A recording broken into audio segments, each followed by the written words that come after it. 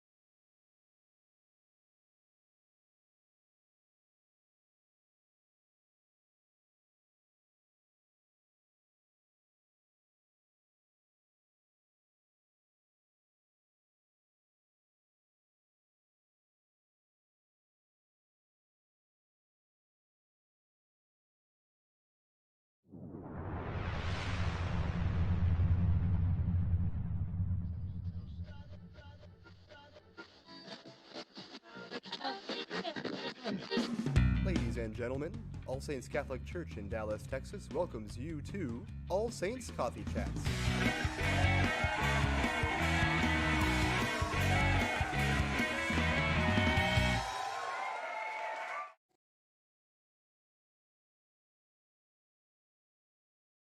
The four last things. All right. Yes. Hello, everybody. I am Death. This is my friend Judgment. And over there we have Heaven and Hell.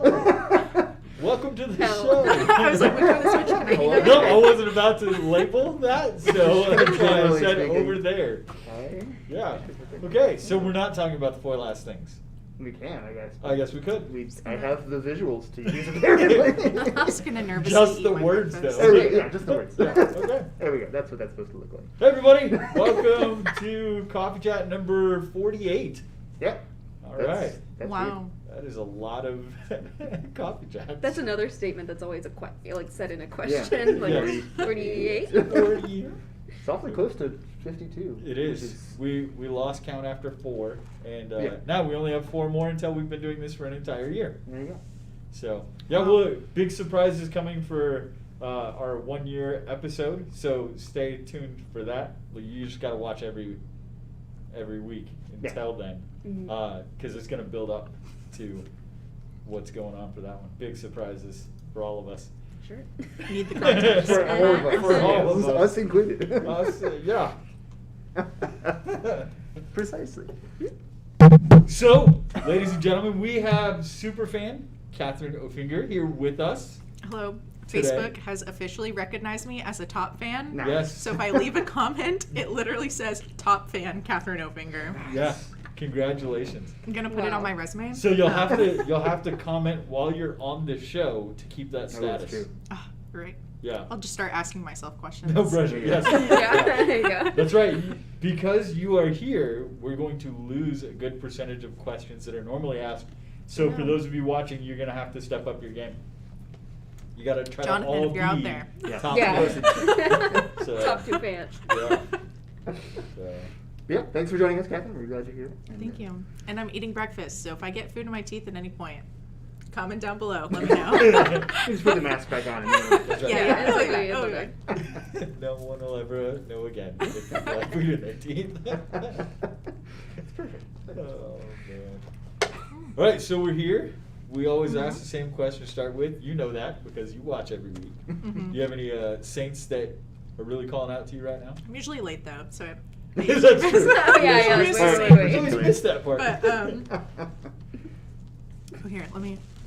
I'm gonna set that down. It's really hot. It's like burning my hand, so it can chill for a second.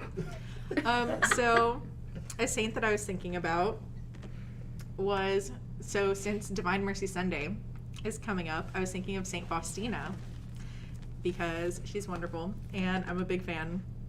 Actually, the biggest fan, if you've met me. You're the top fan. Nice. Top fan, yes. I have my Divine Mercy socks on now. Oh. Just because I knew that's where you were gonna go. Amazing. You know me so well.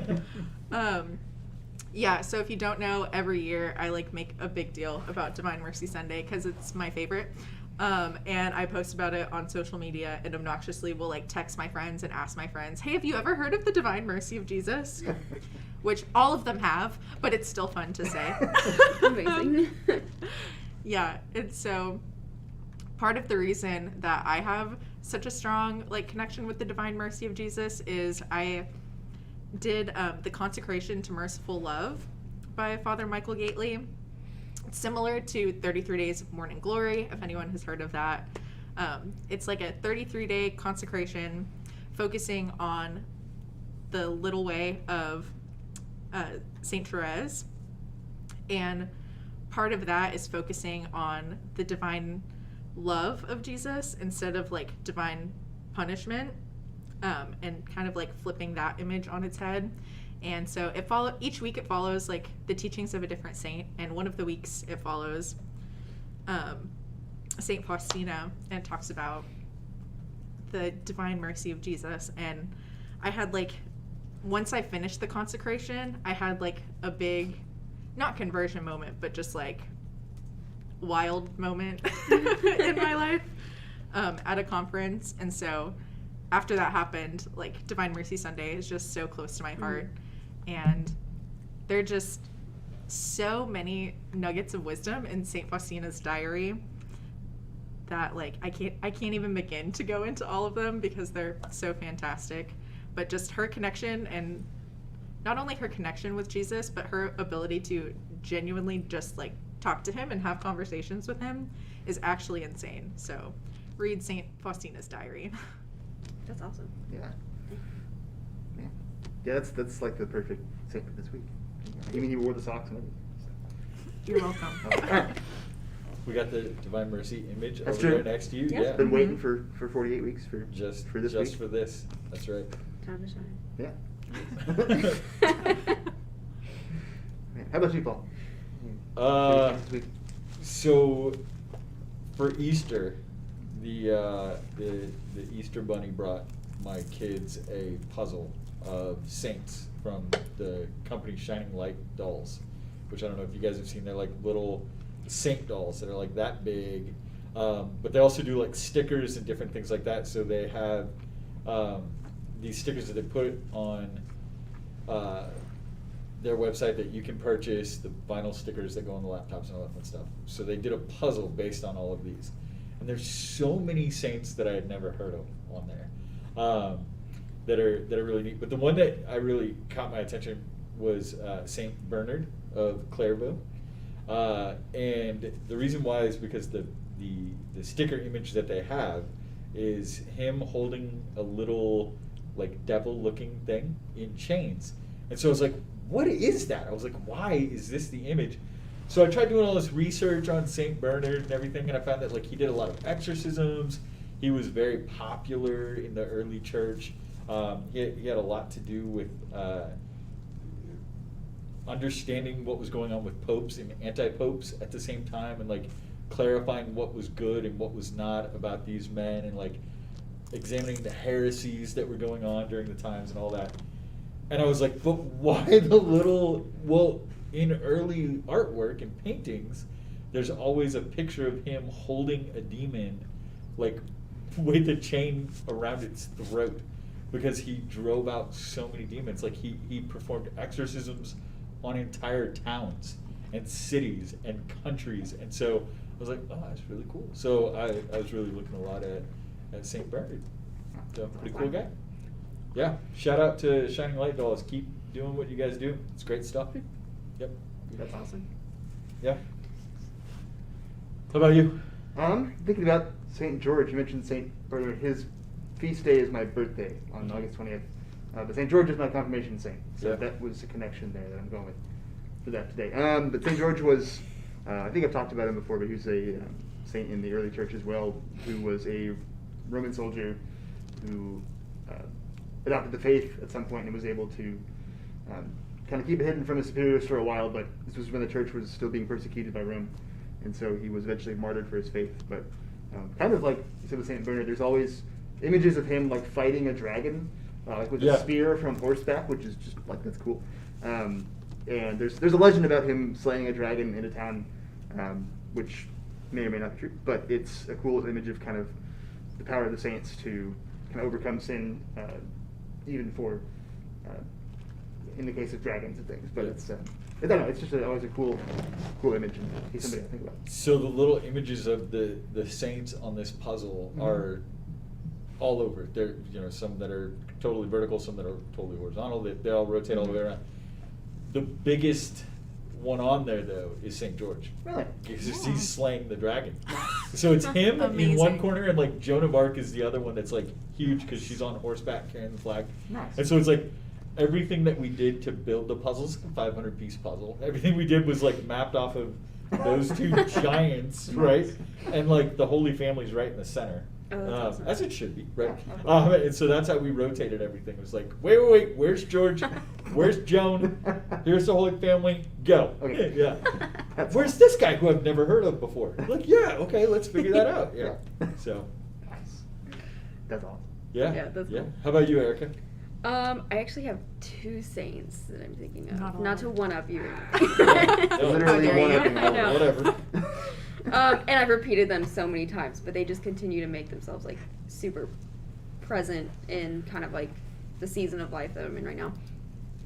Saint Joseph and Saint Francis, and I think we talked about this a little bit yesterday and maybe before too. I know I talked about it like in our Lenten reflections, was the idea of like seeking signs from God and kind of trying to find that balance of our whole prayer life cannot be like, what is God trying to like, what it like, flip opening the Bible and like looking, oh, this page that I opened to must pertain entirely to me for this reason, like not entirely seeking out just specific like physical signs, but also not denying whenever you do see them. Like it's a really hard balance of kind of that being attuned to when God is actually like just kind of showing up in your life in those little ways. And so that's something that's been coming up with like, we've been like in the process of moving or like, everything that comes with, and a lot of back and forth on that. And there was at one point where I would just remember saying a prayer to St. Joseph and being like, look, we just need to find like what is best out there for us. And then like within 2 days, something just, the perfect thing that we wanted just appeared out of nowhere. And we just like, we tried not to like think about it too hard. We were like, all right, this is what is God's plan for us. Like, let's just do it. And we felt like a lot of peace with that, which is really cool. And then St. Francis, of course, circling back to like the whole dog thing, was something that we were like, we're gonna put this off for a while. Like, we just don't need to do this right now. We had gone through like a couple different things, and then I was back to, okay, St. Francis, like, whenever we're ready, whenever is the best time, whatever dog is the best for us, like, we'll just be patient and wait for that. Like, next week, this like dog came up that just happened to be like the perfect like situation and stuff, and I'm going to pick her up today, and I'm like so excited. But it's just like that awesome thing of just trying not to like seek those signs too hard to where like you might mistake different things for like God kind of showing up in your life that way, but also not being too what's the word, kind of like cautious whenever they do appear in your life. Yeah, it's kind of hard. It's a very, very hard balance in trying to like be attuned to those signs, but they're also awesome too. Yeah. You know Just who a lot asked of for trust. signs? Thomas. Ah. In the Ah. gospel Good passage for the segue. Sunday. Yes. Does anyone want to use that as your Bible passage for this week? So speaking That was a good of one. Bible passages for this week, I guess that's what you're going with, Kathryn? Mhm. Yeah, okay. So good. That's a good pick. Solid segue there. How about you, Andrew? It's a good segue. Well, I was gonna take that actually, but All right. Talk so about there it. you go. Give us some context. Let the people. Yeah. well, Unpack that one a little bit for us. yeah. There we go. Let me finish Um, my and you can eat your. Let me finish. You The, do. yeah, I mean it's Saint. Sorry. No, you're good. St. Thomas. I think the screen also froze on a big shot. No, it didn't. Anyway, the St. Thomas in the Gospel for Sunday was apparently like out shopping or something when Jesus first appeared to all the disciples in a locked room, which I mentioned it yesterday. We had Bible study. It was just like that's my favorite. One of my favorite parts about that story. It's like twice during the Gospel for the Sunday. It's like the doors were locked and then Jesus entered the room. And it's like they don't even like go into that. It's like we're just gonna keep going from there. But yeah, and then the first time he shows up, Thomas isn't there, and then the second time later that day or that week, I don't know, Thomas is there, and all the disciples were saying, you know, Jesus came by and he's risen from the dead. And he's saying, unless I see the nail marks in his hands and put my finger in his side, which is gross, but Yeah. I mean, that's why it's so ridiculous. That's why he's bringing it up, because Jesus rising from the dead would be kind of ridiculous in a way. And so he says, unless this happens, like I'm not going to believe it. And then Jesus shows up again and says, go ahead, put your fingers in my hands and my side. And we call him Doubting Thomas, but just because of that. But yeah, so often I think all of us would have been him, any of the apostles or any of us. Yeah, it's a very cool moment in the gospel, especially during this Easter season when talking about the resurrection. Erica? Yeah, was also going to use that one. But Go for it. I think What's maybe stuck out to you? relating, Say more. like what you said about referring to him as like Doubting Thomas, and I think we also talked about this yesterday at some point. But just how much easier it is to actually relate to Thomas, and I think like last week talking about how much easier it is to relate to Peter in the sense of they do have those kind of like moments of hesitation. And it's over this like Lenten season, I think something that has been really cool to experience and reflecting on is how much more I relate to like not characters, but people like that in the Bible rather than like, you know, Mary herself or different things that Christ does. And those are things that I admire, but like on a realistic level, like kind of realizing like, oh, I also have those moments of doubts, you know, I also have these moments of like hesitation and confusion and stuff. So it's so fascinating to look up to them and see that they had these moments, but also where they continue to go after that. Yeah. Is like something that is just a little bit easier for me to relate to, and kind of, yeah. I didn't know how to wrap that up, but yeah, you get the point. I think Thomas is also relatable because it can also be so frustrating when like you're struggling with something and your friend is struggling with the same thing. Like he and the other apostles were all wrapping their heads around the fact that Jesus had died, and so they're wrestling with that, and they're terrified, and they're literally locked in a room because they're so scared. Yeah. And then to hear from all of his friends, literally all of them, oh, hey, Jesus was here. And he's you like, missed it. Yeah, you Right. what? Right. Thomas And- has FOMO. Yeah. That's what it is. That Yeah. is- yeah. But sometimes it can be frustrating, like if someone is in the same season as you and then they move to a different season, but you're still in that season, it can be frustrating. Like, oh, well, this big sign happened to them. Why didn't it happen to me? Like, for instance, if I was also house hunting and like this perfect house came for you and all of these things came for you, but then like I was still in this period of waiting, like it can be really frustrating. Yeah.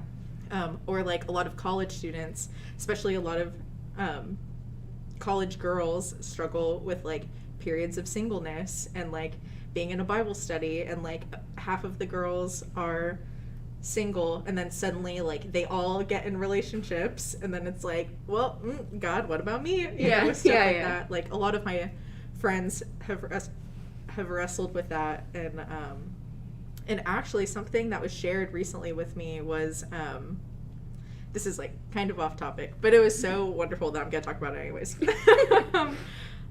In a group me that I'm in, someone shared an article about the vocation of singleness and just like the beauty of it, and it talked a lot about how even if whether that vocation of singleness is like restricted to a certain time frame or like through your entire life, like there is so much that could be accomplished with that. And the person who wrote the article was talking about how she didn't get married to her husband until she was 40, but she said she was so glad because in that time of singleness, even though it felt very frustrating, there were so many things that she was able to do in her vocation that she couldn't have done if she was married or had kids or anything of the sort. Because like, for instance, her sister, I think her sister was in the hospital or her kid was in the hospital or something, and the fact of like she had to be ready to go at any moment to like go support her family. And so she literally kept like a suitcase ready to go, and so if she got a call, she didn't have kids or a husband, so she could literally pick up all her stuff and go and be there at the hospital with her family at any second that was needed.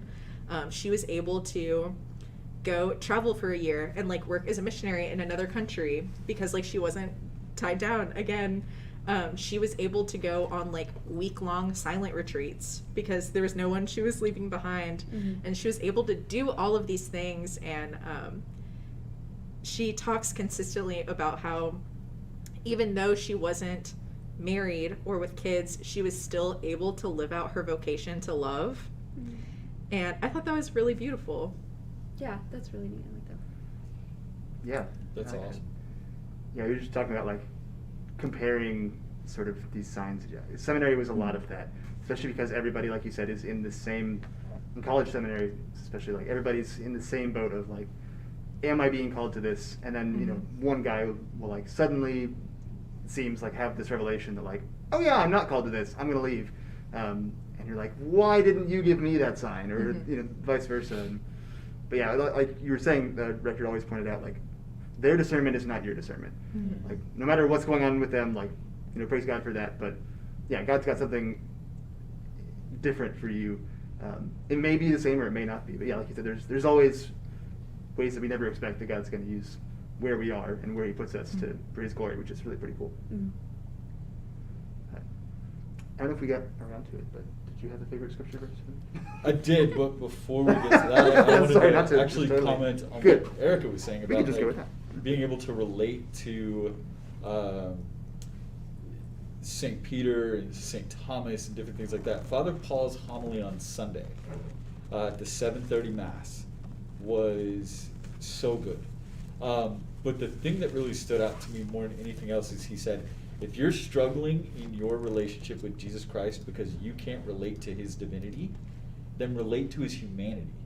Like, understand that who Jesus was and that He was a person. And so stop using the excuse that He's God to not find a relationship to build with Him, because He was a man. Now, clearly not a man full of sin, right? Like, so yes, right, it's hard to still say Jesus and Mary are exactly like me, But it's so true that, like, if we're trying to build that relationship, we're trying to understand what it means to be, or to look at Jesus as brother or friend, or even, Elizabeth Shelton Caroline used to always talk about Jesus as, like, their boyfriend, of, like, somebody that they were in a relationship with, that they truly loved and truly loved them.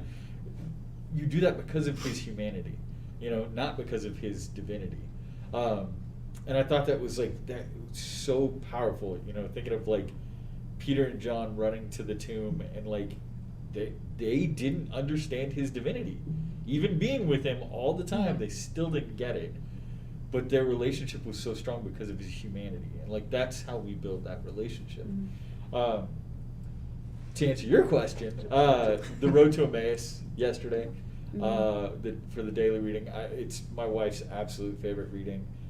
It's always been one that like fascinates me, because you have so much artistic work that's done about these two men who are traveling, but then you also see that, like, there are scripture hints and scholars that look at it as possibly a married couple that was traveling back from the crucifixion.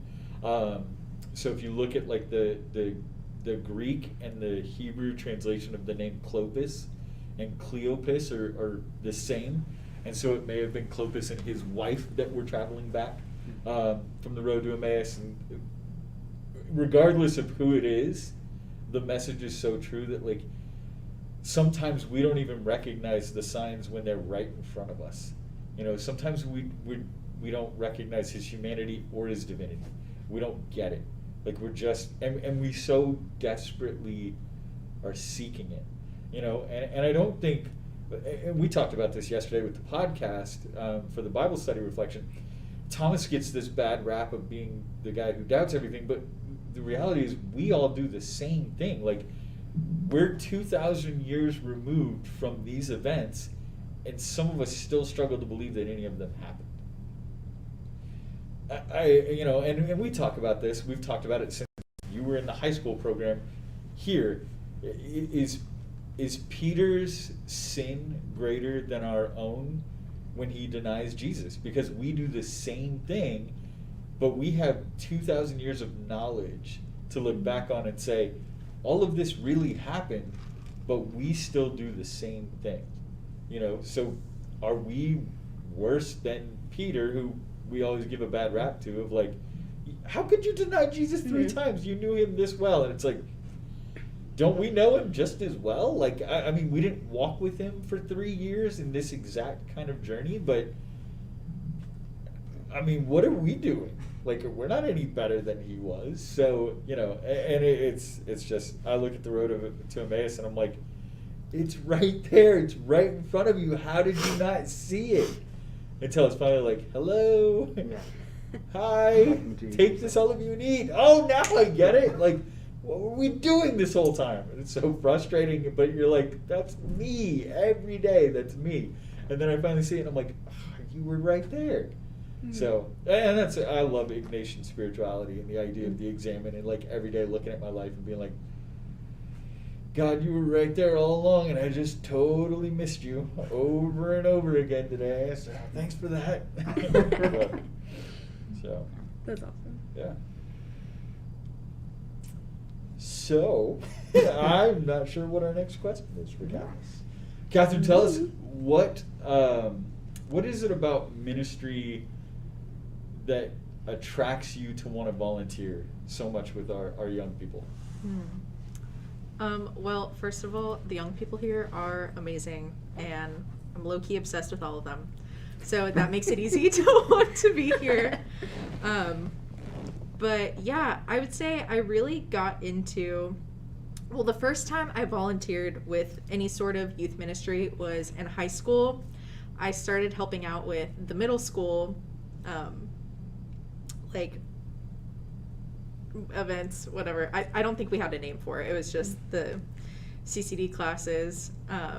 And honestly, the only reason I volunteered is because my boyfriend at the time did. And so he asked if I wanted to, and I was like, sure, why not?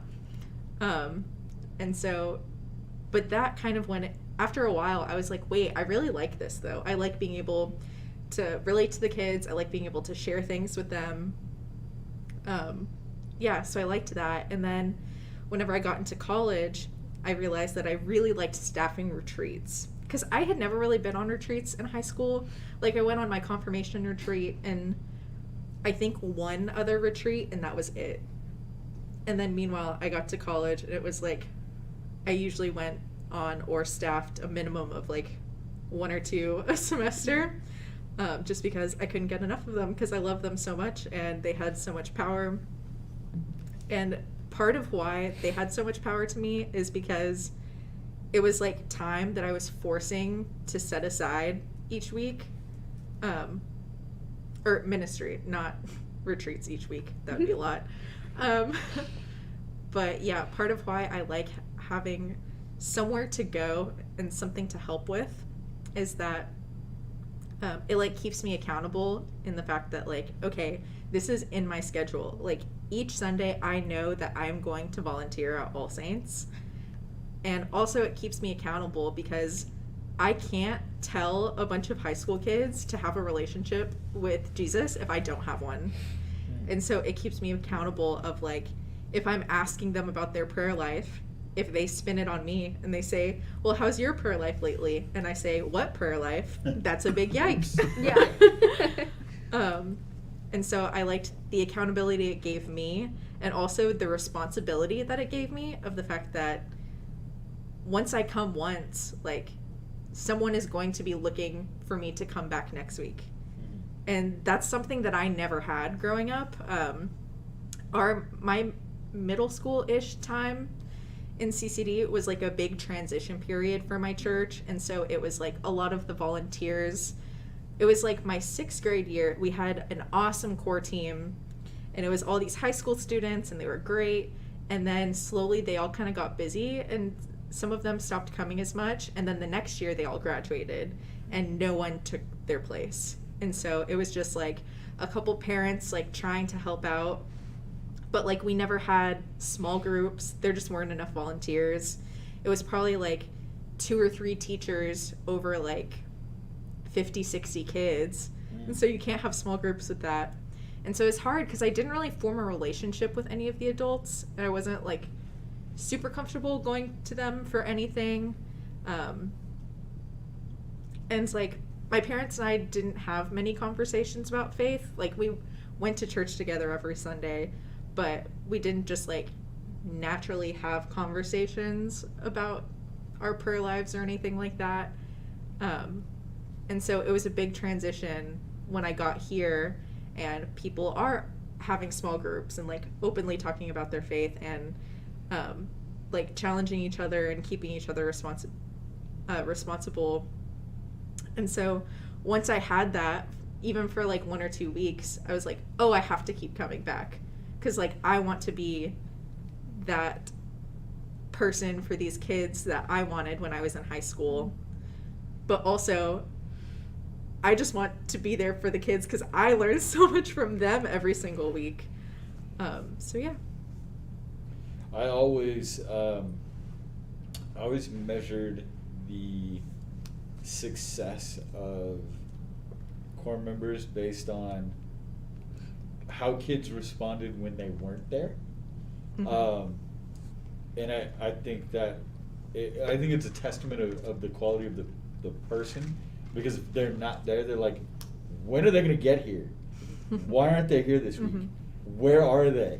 And you were that person. And I know I only got to work with you for a short while, but you had that impact immediately that if you did miss a Bible study or did miss Illuminate, it was like, where's Kathryn?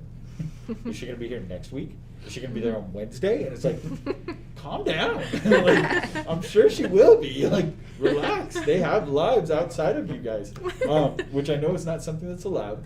But yeah, I think, a testament to the quality of person that you are and that you bring to the ministry. Absolutely. How would you encourage other people to get involved? I would say at first just evaluate your gifts. So like if you think, oh, well, maybe then I could volunteer with the high school youth ministry, but you hate talking to people you don't know, you hate talking in general, then maybe don't lead a small group, because that's not going to be your cup of tea, which is fine. But yeah, I would say maybe if your gifts are, well, you're not afraid to read in front of a bunch of people, become a lector, because I think that sounds terrifying.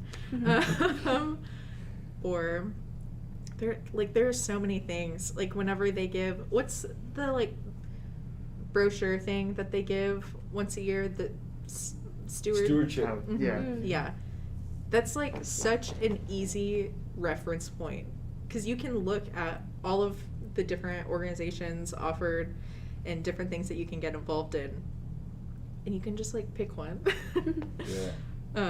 Like my dad growing up was super involved in the Knights of Columbus, and he started going, and he realized very quickly, this is my community, this is where I want to invest my time, these are the guys that I want to invest in, and these guys are investing in me. And he never looked back, just kept getting more and more involved. And I'm trying to think of other examples. Yeah, it's just, also I think people need to know that it's okay to quit something.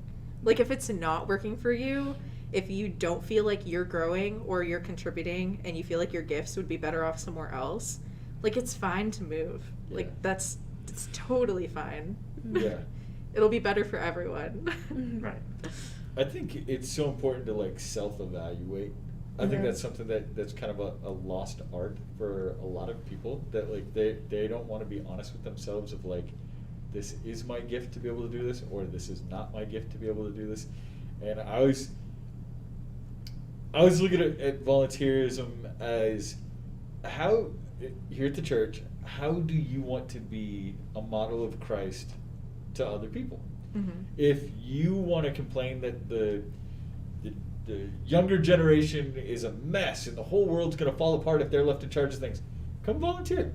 Like show Yeah. them, then like be a model for them. But if you think that your gift is standing in front of a room talking to 50 young people about the faith, and you get up there and you can't say a single word because all of a sudden the lights are on and it's just a different feeling, then the small group would have been in the better place for you. Or Mhm. just being with the teams when they're eating dinner, or whatever it is. Like, know your gifts. Like, know Mhm. what you can and cannot do.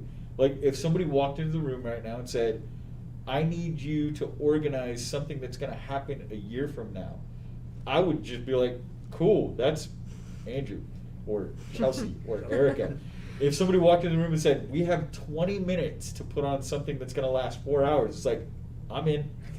Like, that's me. That's my, Mhm. but yeah, it's just, you have to be able to know what your gifts are. And then we can help you with that. Like, if you know what your gifts are, if you know that, like, I love to sing, but I'm so afraid of being the person in the front of the room, then be the person that's in the back of the room with the teens and just sing with them. You know, like join Mhm. the choir. You know, there's other people that you can hide amongst. And then your voice can shine that way without you being the person. Mhm. Like, come to us with those gifts and we can point you in the right direction if you don't know where to go. Yeah, So. in college, I was one of the like recruiters for St. Mary's. So basically, I would go to all of the new student conferences, and we would wait outside of the like big auditorium. So as people came out, we would have a giant sign that said St. Mary's, and usually there were two reactions. It was either the kid running towards us, being like, "St. Mary's is the reason I came to A&M," or it was a kid dragged by their parents who was like, "Church, we're going." And it's like, you could definitely tell. And usually, even by like a high school t-shirt that they were wearing that said what club they were involved in, I could guess what organization they should join at St. Mary's. And so we would be talking for like 5 minutes or so, and I'd be like, "Oh, what do you do? Like, what are you involved in?" And I would suggest organizations, which Yeah. made it a lot easier to want to go to church whenever you're plugged in and you have a community and you have like other college students to keep you accountable. Yeah, like a kid would be wearing like a mission trip shirt, and I'd be like, "Oh, did you know St. Mary's has 4 different mission trip teams?" Yeah. Or they would have a shirt in Spanish, and it would be like, "Oh, would you like to join our Hispanic Ministries. Yeah. I almost said network. That's from work. Thank you. Yeah, our Hispanic ministry, Pescadores. Like I could throw anything out there. Mhm. It was the same thing. I was trying to find where a kid would fit in most, so that they could feel like they wanted to go to church. Yeah. Yeah. Shoot. One of the awesome things I hear about somewhere like St. Mary's that they have so many like sub Yeah. groups that Yeah. there is something for everyone. I think that there's a lot of parishes that have the same thing. We don't always know where they are. Mhm. But like my mom got involved with was church before. Now it's something else. But then she It but was then still chirp until we had to stop doing I everything. guess that's what it is. Yeah. Anyway, but then she and a couple of her church sisters, or whatever the terms are, sorry, they got involved with like the All Saints Women's Organization, and there's like a subgroup of that group that like just makes rosaries for people, Yeah. and they love it, and that's Mhm. like a way that they serve people, and like, you know, there's places like that for everyone. Yeah. Not even just somewhere like St. Mary's, but even just in a regular parish, which I think is really cool. All Saints has so many ministries. I think there's so many things that people don't even realize we offer here. And I think that's going to be the big thing, right? Like all of us are kind of looking at, especially here on staff, looking at like how are we going to get people back into the building. Like everybody's gotten so used to sitting in their t-shirt and sweatpants for mass. Like, so how do we get them back? And I think that's the thing is that you get them connected and you make them feel like there's a home for them. And there's so many things that we offer here that I think people don't even realize. I mean, I don't know how many people know that we have like an aerobics class that meets here, that we have like I forget what they call themselves down at the end of the hall, the like sit and exercise group. And we have so many circles of the ASWO and the moms group and That Man Is You and all these other things that I think some people are like, I just show up on Sunday for mass and that's it. When the reality is like, Father Alphonse's focus has always been, we want this to be home for you. But we want you to come home, come back home. We want this to be the place where you feel loved and welcome and connected. And there's so many ways to volunteer here at All Saints. There's always somewhere to volunteer and do something. So, yeah, I think those are all good things. Yeah, and I think once you join an organization, that's when you realize like, oh, I'm actually like, not only do I have a place I can go to, but I'm genuinely wanted here. Yeah, yeah. I think that's another part of it that's so important is, and that's part of our job as staff people, is to make sure that we're creating an environment where you do feel wanted and you do feel appreciated. And I know that that's not my gift. I've told these guys a few times, like, I am not good at like sitting down and affirming you. Like, know that if you do something wrong, I'll tell you, and if you don't, everything's good. You know. But I know that in the past, All Saints has put on like the volunteer appreciation dinners and different things like that, and that's something we are looking forward to doing again. But yeah, it's always good. I know Chelsea's much better at affirming you guys and praising you. So, yeah, it's none of this is possible without volunteers and people that come in and help. So, Yeah. thank you for being. I You're welcome, labeled All you Saints. as our rock star volunteer and There top we go. fan. I should have put and top fan. I'm gonna put that. We can add that. So I'll edit it and fix it later. Maybe right now. Edit. Right, so There you go. I'll do it now while you guys continue. Nice. So something that Good. Nice. Thanks a lot. Wonderful. Something that I remember Josh Schwartz once gave a talk at Exalt about this specific thing, but I've heard it all over the place. Something that you talked about as well is that for people who are involved with a ministry, so especially something super active like a youth ministry or young adult ministry, as a volunteer, you have to have like somewhere that you are giving of yourself in that way, but you also have to have somewhere specific other than just the church in general where you are being fed. And I know you are part of well, we're starting some young adult small groups now here at All Saints, among other things. I know we kind of just finalized those, but Like just now. Yeah. But we're good. You can, support them for whatever the next cycle is. But you're involved with the Bible study, and there's some other core team that before you've been here, but got involved with some other Prince of Peace kind of small groups. What do you feel as somebody who is not like working at the church? How do you feel like that works for you? Yeah, I think that was something I realized.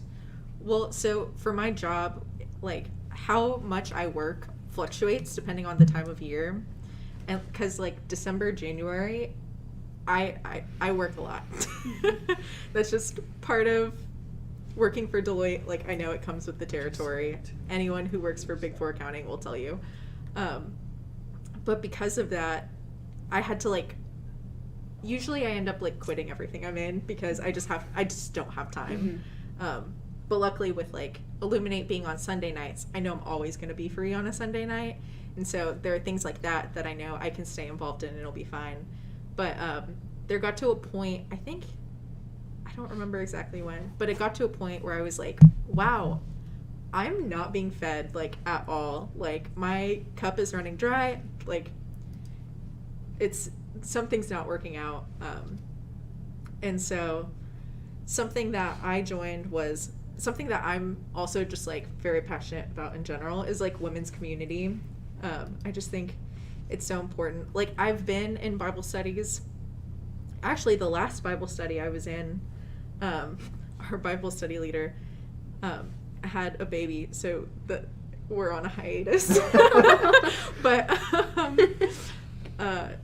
what I liked about that Bible study was the fact that we had people from all walks of life. So it was guys and girls, single, married, engaged, one now with baby. Like it was a little bit all over the place. And so we had a series on theology of the body, which was so interesting because everyone had such a wildly different perspective that there were great conversations that came from it. And I realized how much I needed that, like needed to hear other people's perspectives on things because I realized I had only really been going to All Saints. And so a lot of the volunteers and a lot of the kids, like they've all been formed together. So their journey has been like kind of similar. Like each person has a unique faith, but whenever you grow up going to the same parish, like you hear a lot of the same things or the same go-to analogies or same perspectives on things. So it was really good for me to get that extra different perspective. But even then I was like, I just need a women's community. That's all I want. And so me and a group of girls, we actually started reading Emily Wilson's weekly devotional. And then we meet once a month to discuss that. And that was so fruitful and so good because it was just so good to talk to a group of women. We understood where we were going through. A few of us went to college together. And so we deal with the same things and the fact that we're like, it would be so much easier if we could just stay at St. Mary's, the parish at A&M forever. But also, I'm very aware that like that's not where I'm called to be. Like if I was at St. Mary's forever, I know I wouldn't be happy because I wouldn't feel needed because St. Mary's has such a great community, and part of what St. Mary's is so good at is cultivating future leaders, like future speakers, future Bible study leaders, future small group leaders, because there are so many organizations and things where that's necessary. But after I graduated from college, I was like, yeah, it's time to go. Like, it's time to start using these gifts. And so after I started using them for a while, I was like, shoot. But now I don't feel filled like I did at St. Mary's. And so I'm still trying to figure out, like, finding that balance. But it used to help going to different young adult events back pre-COVID. Right. So it was kind of difficult finding a transition once COVID was like solidified and all those events got canceled. But we're working on it. And now I'm starting a Bible study, so hopefully me and Elizabeth will have great conversations in our small group that feed my soul. Good. Yeah, no, and I think that's awesome that we've been able to do that. We're able to start that now here, among other things. We also have like the Thursday night young adult things with young adults in particular. But yeah, there's we had a family just the other week who a girl in junior high had been getting involved with some stuff. The family was new to the parish, and her mom reached out and said like, "Can I get involved with something? Like I love seeing that like she's got a place here and is being fed by this. Like, where's that place for me?" And like I was saying, like, I went and like pulled out all of the Just like a scroll. Everything. yeah, everything that I could find, and I when she asked like 80 options. right, yeah, but and that's like she when she asked like I didn't have a whole lot of things like on the top of my head to like, oh, here's this group and this group and this group and this person to talk to and this person, but then I looked through our like contact list and things and realized there's a lot of that. There's a lot. Which is Yeah. really cool. I hope. So That's yeah. awesome. Yeah. So it's about that time because About that we time. have today is April 8th, which means that it is going to be one of our St. Joseph reflection days. So that's going to premiere in about 8 minutes. So we have about 7 minutes and 42 seconds to get through lightning round. We'll see if got we it. can make it before Father Alphonse is actually going to be the one doing the reflection for St. Joseph this Oh wait, month. I said I So- would shout out my friend's podcast. My friend Joseph, he just started a podcast with one of his friends from Houston called the Catholic and Podcast. Okay. Catholic and like the and sign.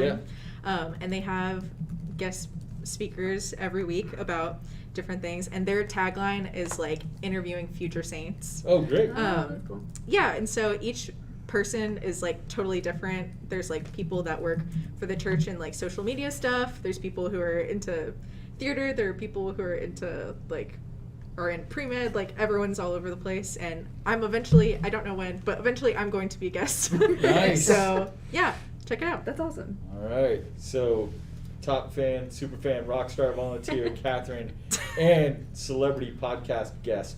So she does a little bit of all the things. Amazing. So that's fantastic. Shout out our own podcast too when you're on his podcast. Yeah. Yeah. It's a never All ending right. chain of shout-outs. We ready? I'm ready. All right.